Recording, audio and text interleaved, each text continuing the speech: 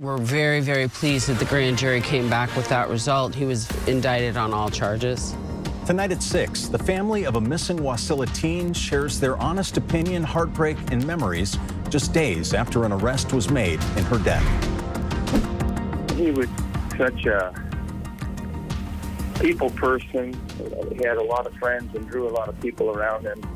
A piece of the Iditarod lost forever.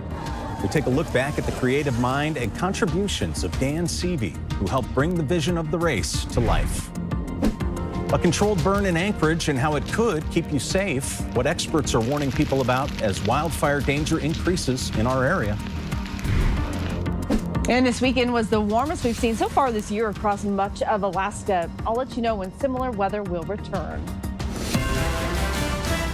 You're watching Alaska's news source. Well, you probably heard the expression, where there's smoke, there's fire. And that was definitely the case today on the Anchorage hillside. But as Lauren Maxwell reports, these fires were set intentionally to reduce a bigger danger later on. State fire crews are on a mission to make this forested land near Hilltop Ski Area safer from wildfires. We come in and we remove the most flammable fuels. Our most flammable fuels in Alaska are white and black spruce. For the past week, crews have been strategically thinning the forest and leaving huge debris piles behind. On Monday, things seemed perfect. By having 40 firefighters on scene and picking a chilly, wet day to do it, For going forward with the burn. Crews are burning roughly 100 piles of debris just on Monday, sending huge clouds of smoke in the air. But while the situation may look scary, firefighters want the public to know everything is under control. So please don't call 911 or report this smoke. Just rest assured that we have a lot of safety measures in place, and the piles, we don't anticipate any spread from our piles. So far, crews have thinned an area that's about 6 acres, which means they have about 30 acres more to go. So for the next 2 weeks, depending on wind and weather, smoke and flames on the lower hillside could be a common sight. One important thing to know, the single-track trail system from Hilltop all the way up to the trailhead at Prospect Heights will be closed while this work is being done. Firefighters ask the public to please steer clear of those areas for about the next 2 weeks. Lauren Maxwell, Alaska's news source. And we should note that prescribed burns are happening all across the interior as well. You can see the latest areas where firefighters are working on our website. And burn permits were suspended in the Fairbanks and Salcha areas alongside the continued suspension in the Delta area because of high fire danger. The Division of Forestry and Fire Protection says during this time, you cannot burn things like debris piles or lawns or use burn barrels. The suspensions will be in place until conditions improve. Cooking and warming fires are still allowed, but please use extreme caution. And it's that time. Let's bring in Chief Meteorologist Melissa Fry. Melissa, it was beautiful this weekend, warm and dry. I'm assuming that today's rain will help keep that danger down a little bit. Yeah, rain and cooler temperatures are always a good thing. This time of year and through the remainder of the summer season helps to bring that fire danger down a bit. But the reality is it's only temporary. So again, we got a good soaking rain in Anchorage today, more than 1/3 of an inch of rain. So that is good. That'll help things to continue to green up and not be so dry. But this is likely the only significant rain that we'll get this entire week. Now, we have seen more than 1 inch of rain in Portage, about 1/4 of an inch there in Seward, and even more as you head across Prince William Sound. This rain is just now extending into southeast, up to 2/100 of an inch in Juneau. Still seeing showers in the southwest corner of the state, and it's not to Fairbanks yet, but it is on the way. You should be prepared for rain to move into the interior overnight.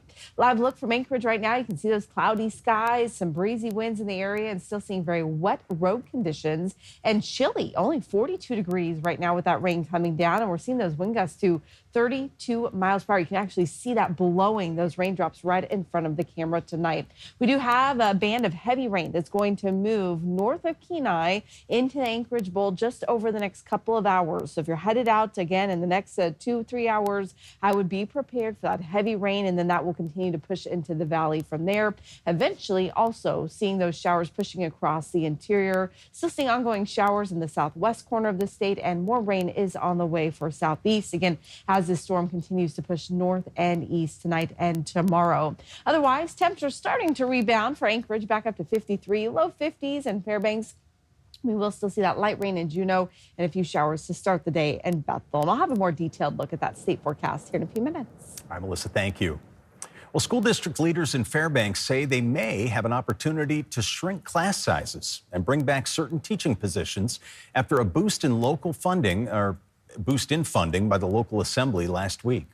The Fairbanks North Star Borough School District says it is surprised by the $2.7 million funding boost voted through by the Assembly on Thursday. The addition means the district next school year will be looking at more than $4.5 million in additional funding compared to the current year, and there is excitement over what that money could do. The board president says the money could help in efforts towards smaller class sizes, but it could also be used to bring back 2.5 teaching positions at Barnett Magnet School. However, with the governor threatening to veto House Bill 57 with its $700 increase to the base student allocation, funding from the state remains uncertain. There will be a huge discussion around what this means once the numbers come back from the district and they tell us a little bit more about what we can expect for next year and what that looks like and where that funding could possibly go. Well, the district says it supports HB 57. The governor has said that he wants more charter school and correspondence program policies, for example, and that he will veto the bill if certain priorities of his administration are not met, despite the uncertainty the district has to get a budget to the state by July 1st. A man is facing murder charges in connection with the overdose death of a Wasilla teenager, and today a rally was held to help raise awareness of the case and what's behind it. A 45-year-old Sean Mobley is facing second-degree murder charges, accused of providing 16-year-old Alina Tonis fentanyl before abandoning her under a power line in Wasilla, where she died last November. We want them prosecuted to the full extent of the law. Anchorage activist and resident Sandy Snodgrass, who also lost her son to a fentanyl overdose back in 2021, explained how, despite Mobley's hearing being moved to an arraignment on Tuesday, she and Tonis's family kept their rally planned as scheduled for Monday in front of the Palmer Courthouse. Alina's sister, Alyssa Tonis, says that the rally was intended to help get eyes on the case, but also to bring hope to those families who have experienced similar losses. According to charging documents, Alina was believed to still be alive when Mobley allegedly abandoned her. The documents cite hypothermia as a contributing cause of her death. Alina's family says that knowing her death could have been prevented is one of the most difficult parts about this case.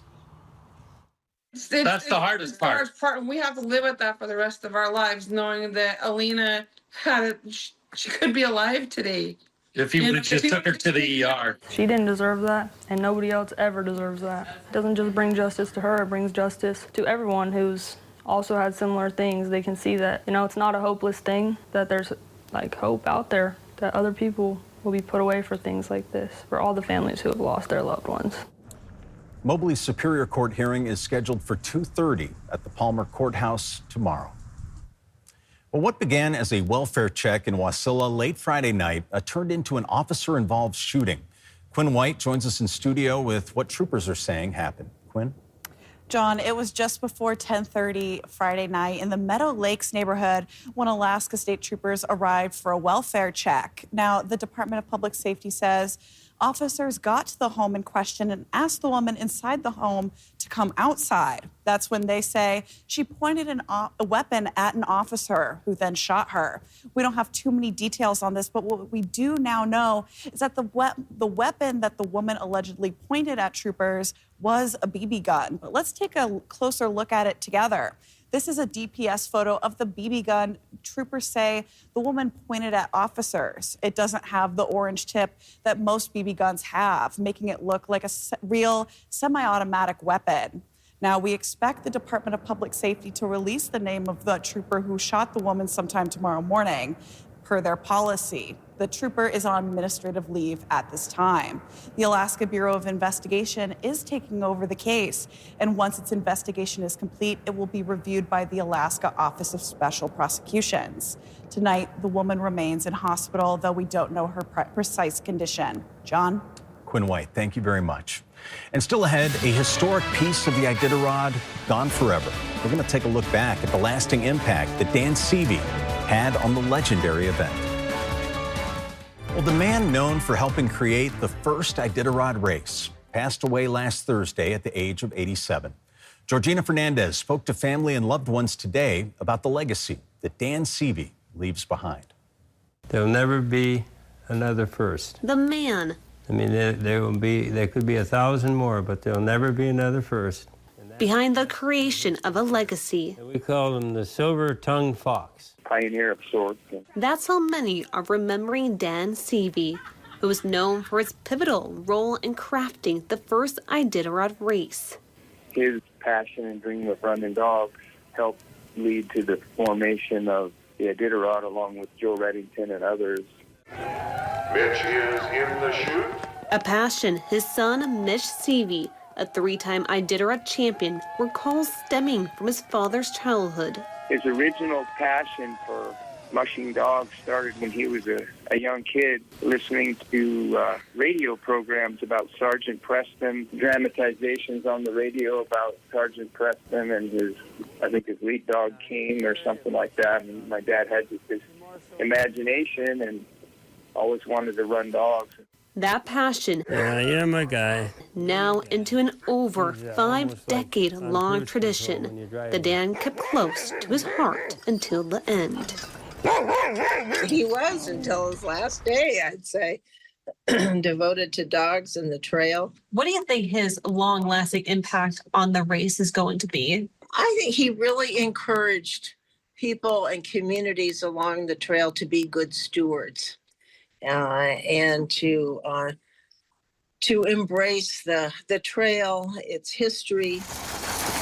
The history that started all for Dan. He was the history teacher, had the maps and the old books, and he had input as far as logistics and where to route the race. That helped create the race that hundreds have since run, creating a passion that now burns for many other mushers, including his 6-time Iditarod winning grandson, Dallas Seavey. His passion lives on, and that legacy lives on through his family. Now thriving into his 3rd generation of Seaveys. Georgina Fernandez, Alaska's news source. Now, alongside Dan, we should note that Rain Hall, the very first paid Iditarod executive director, also passed away on that same night.